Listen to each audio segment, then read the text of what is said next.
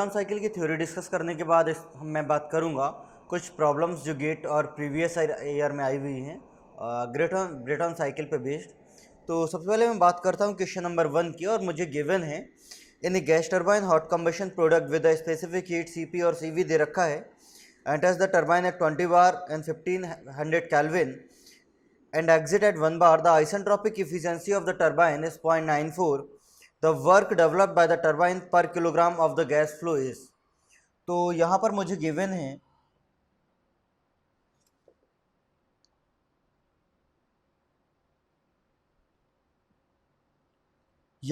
Given है कि कोई टर्बाइन है और उसमें P1 is equal to 20 bar है, T1 is equal to 1500 kelvin है and P2 is equal to 1 bar है, और जो isentropic efficiency of the turbine है वो मुझे दे रखी है 0.94। तो यहाँ पर मैं T2 की वैल्यू फाइंड आउट कर सकता हूँ, और T2 upon T1 is equal to हो जाएगा P2 upon P1। P1 is 20 बार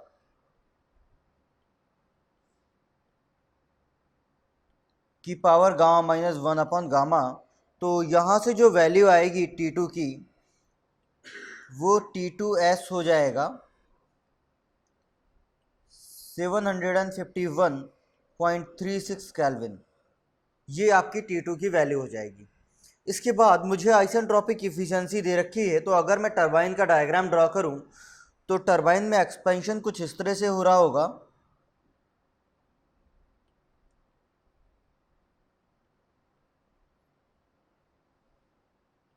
ये कोई TH डायग्राम है, और ये कोई हाई प्रेशर है 20 बार, और ये कोई लो प्रेशर है 1 बार। जो आइसेंट्रोपिक प्रोसेस है वो कुछ ऐसी होगी, और जो एक्चुअल प्रोसेस है वो कुछ ऐसी होगी। ये आपका 1 है, ये 2 है, और ये 2 डैश है। मैंने T2 फाइंड आउट कर लिया है, मुझे T2 डैश फाइंड आउट करना है। तो यहाँ पर जो टरबाइन के लिए अगर मैं लिखूँ तो isentropic efficiency of the turbine होता है W actual upon W theoretical, और ये हो जाएगा, अगर टेम्परेचर के टर्म में लिखूं तो T1 minus T2 dash upon T1 minus T2।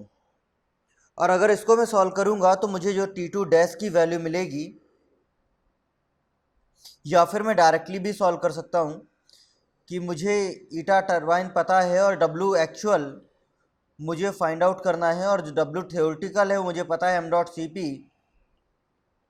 T1 minus T2। तो यहाँ से अगर मैं W एक्चुअल कैलकुलेट करूँगा पर यूनिट मास तो उसकी वैल्यू हो जाएगी 689.64 किलो जूल पर किलोग्राम। ये आपका W एक्चुअल हो जाएगा। तो मुझे गिवन केस में क्या दे रखा था कि कोई टरबाइन है और उसका P1 और T1 दे रखा था, एग्जिट प्रेशर दे रखा था। मैंने आइसेंट्रोपिक एक्सपेंशन के केस में एग्जिट टेम्परेचर फाइंड आउट किया। फिर उसके बाद मैंने आइसेंट्रोपिक एफिशिएंसी लिखी W actual upon W theoretical, और वहाँ से मैं W एक्चुअल फाइंड आउट कर सकता हूँ। ये आपका क्वेश्चन नंबर 1 था। हम लोग बात करते हैं ब्रेटॉन साइकिल में next question number 2। Now next question in Brayton cycle question number 2, और ये गेट 2014 में आया हुआ क्वेश्चन है, और मुझे दे रखा है in an ideal Brayton cycle atmospheric air, उसके लिए गामा और CP की वैल्यू दे रखी है। Enters at 1 bar and 300 kelvin and is compressed to 8 bar. The maximum temperature in the cycle is limited to 1280 Kelvin. If the heat is supplied at the rate of 80 megawatt, then find out the mass flow rate of the air required for the cycle. तो सबसे पहले तो मैं देख लेता हूँ कि मुझे जो गिवन है, ब्रेटॉन साइकिल की बात चल रही है, और मैं ब्रेटॉन साइकिल के लिए अगर TH डायग्राम ड्रॉ करूँ तो ब्रेटॉन साइकिल के लिए TH डायग्राम कुछ इस तरह से होता था।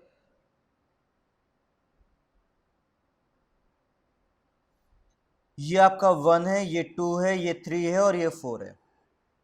मुझे दे रखा है कि ये 1 बार से लेकर के 8 बार तक क्या कर रहा है, इसको कंप्रेस कर रहा है। तो ये आपका प्रेशर 1 बार हो जाएगा, और ये आपका प्रेशर 8 बार हो जाएगा, और यहाँ पर जो प्रेशर रेशियो की वैल्यू है वो आपकी हो जाएगी 8। मुझे गिवन केस में जो T1 दे रखा है वो 300 केल्विन दे रखा है, और जो T3 दे रखा है वो मैक्सिमम टेम्परेचर मुझे दे रखा है, मैक्सिमम टेम्परेचर दे रखा है 1280 केल्विन। तो ये आपका हो जाएगा T3 is equal to 1280 kelvin. अब बात हो रही है हीट एडिशन की, तो जो हीट एडिशन होता है वो कंबशन चैम्बर में प्रोसेस 2 से 3 में होता है।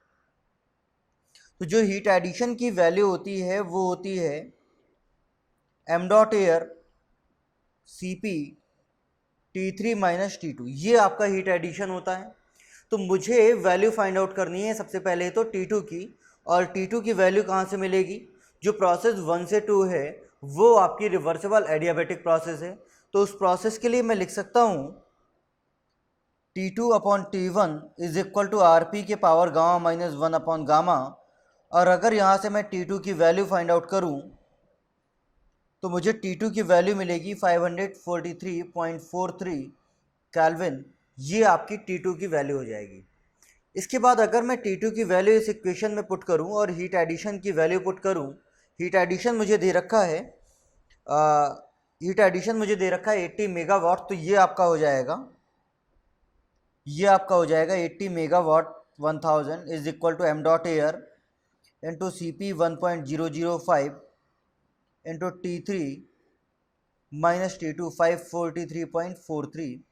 और अगर इसको मैं सॉल्व करूं तो mass flow rate of the air जो आएगा वो हो जाएगा 108.07 किलोग्राम पर second. Mass flow rate of the air हो जाएगा 108.07 किलोग्राम पर सेकेंड। ये आपका आंसर हो जाएगा। तो गिवन क्वेश्चन में मुझे क्या दे रखा था? मुझे एक ब्रेटन साइकिल के करस्पॉन्डिंग जो T1 है मिनिमम टेम्परेचर वो दे रखा था, जो T3 है मैक्सिमम टेम्परेचर वो दे रखा था, मुझे हीट एडिशन दे रखा था और मुझसे पूछा था कि मास फ्लो रेट क्या होगा। तो सबसे पहले तो मैंने T2 फाइंड आउट कर लिया 1 से 2 में रिवर्सिबल एडियाबेटिक की कंडीशन लगा करके।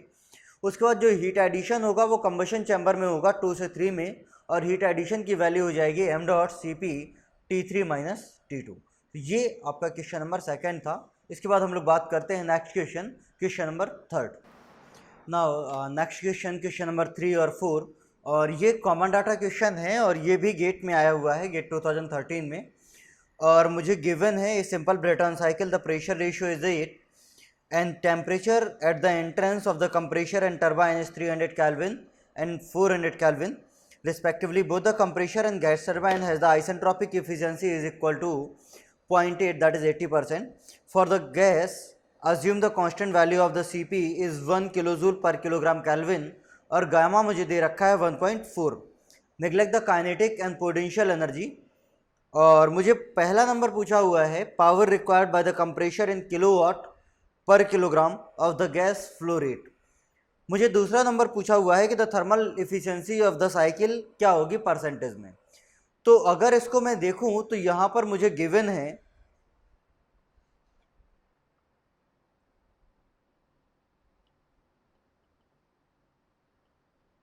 जो आपकी ब्रेटन साइकिल है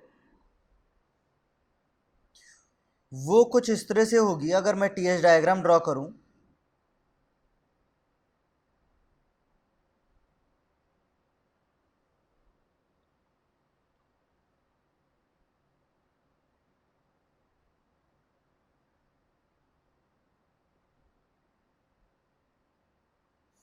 ये कुछ ऐसा होगा, और अगर मैं कंप्रेशर की आइसेंट्रोपिक इफिशिएंसी भी ड्रॉ करूं तो ये कुछ ऐसा होगा। ये 1 होगा, ये 2 होगा, ये 2 डैश होगा, ये 3 होगा, ये 4 डैश होगा और ये 4 होगा। और मुझे यहाँ पर गिवन है कि जो RP है RP इज इक्वल टू आपका 8 है, T1 is equal to 300 kelvin है, T3 is equal to 1400 kelvin है, और जो इफिशियंसी है टरबाइन और कंप्रेशर की दोनों की 80% है, 0.8 है। तो सबसे पहले तो मैं जो वैल्यू है T2 डैश और T4 डैश की उसको फाइंड आउट कर लेता हूँ, फिर आगे बात करते हैं। सबसे पहले तो मैं T2 फाइंड आउट करूँगा, और जो 1 से 2 प्रोसेस है वो आपकी रिवर्सिबल एडियाबेटिक है। तो उसके लिए मैं लिख सकता हूँ T2 by T1 is equal to r p के power gamma minus 1 upon gamma, और यहाँ से जो T2 की वैल्यू आएगी वो होगी 543.43 केल्विन। ये आपकी T2 की वैल्यू होगी। Then I am to find out the value of T2 dash. तो अगर मैं T2 डैश लिखूं तो जो कंप्रेशर की आइसेंट्रोपिक इफिशिएंसी होती है वो होती है W theoretical minus W theoretical upon W actual. तो कंप्रेशर के लिए आइसेंट्रोपिक इफिशिएंसी आपकी क्या हो जाएगी, W theoretical upon W actual, और अगर टेम्परेचर के टर्म में लिखूं तो T2 minus T1 upon T2 dash minus T1, ये हो जाएगा।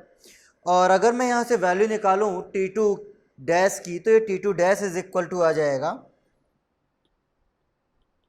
604.29 केल्विन। ये आपका T2 डैश आ जाएगा। इसके बाद अगर मैं टरबाइन के लिए कैलकुलेट करूं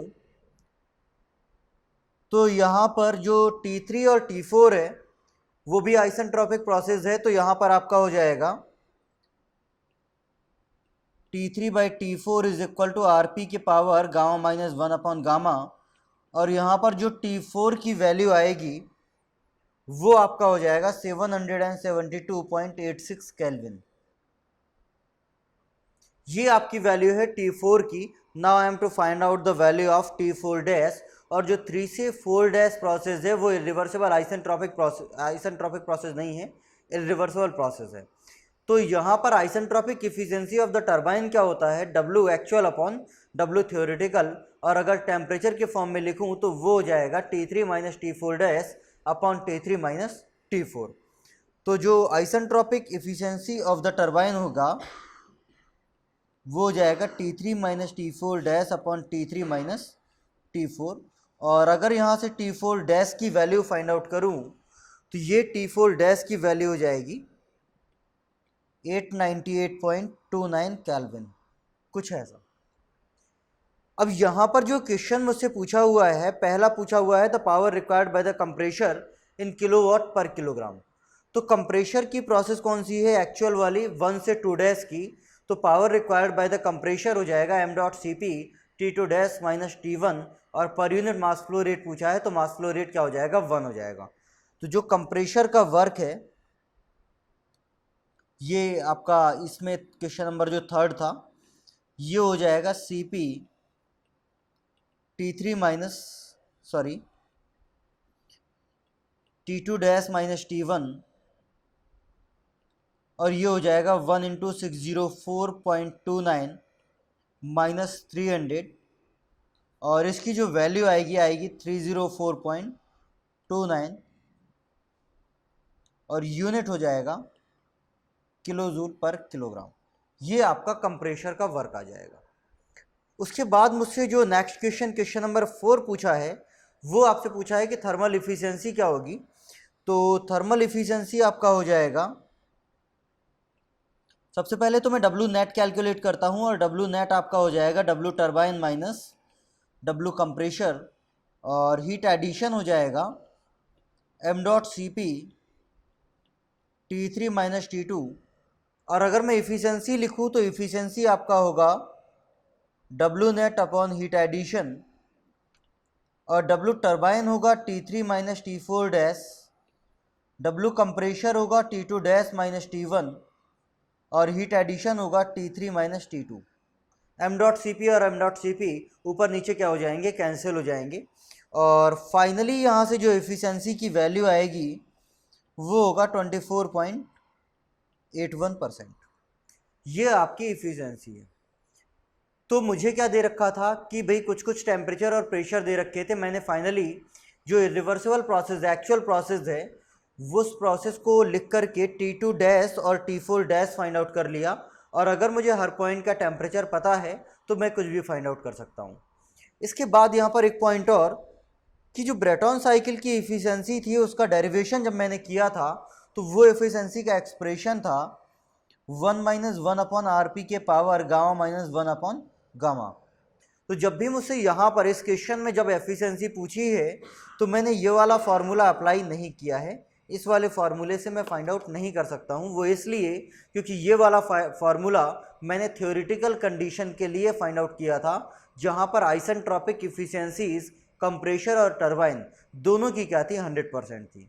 और जबकि यहाँ पर आइसेंट्रोपिक इफिशियंसी 100% नहीं है। तो जब भी आइसेंट्रोपिक इफिशियंसी वगैरह दे रखा होगा या फिर कोई प्रैक्टिकल कंडीशंस दे रखी होगी ऐसी जो मैंने उस समय डराइव करते समय कंसीडर नहीं की थी, तब मैं 1 - 1/RP के पावर गामा माइनस 1/गामा को अप्लाई नहीं कर सकता। फिर मुझे डब्ल्यू नेट और हीट एडिशन अलग से फाइंड आउट करना पड़ेगा और वहाँ से एफिशिएंसी मैं निकालूंगा W net upon heat addition से। तो ये आपका कॉमन डाटा क्वेश्चन था, क्वेश्चन नंबर 3 और क्वेश्चन नंबर 4। इसके बाद हम लोग बात करते हैं नेक्स्ट क्वेश्चन, क्वेश्चन नंबर 5।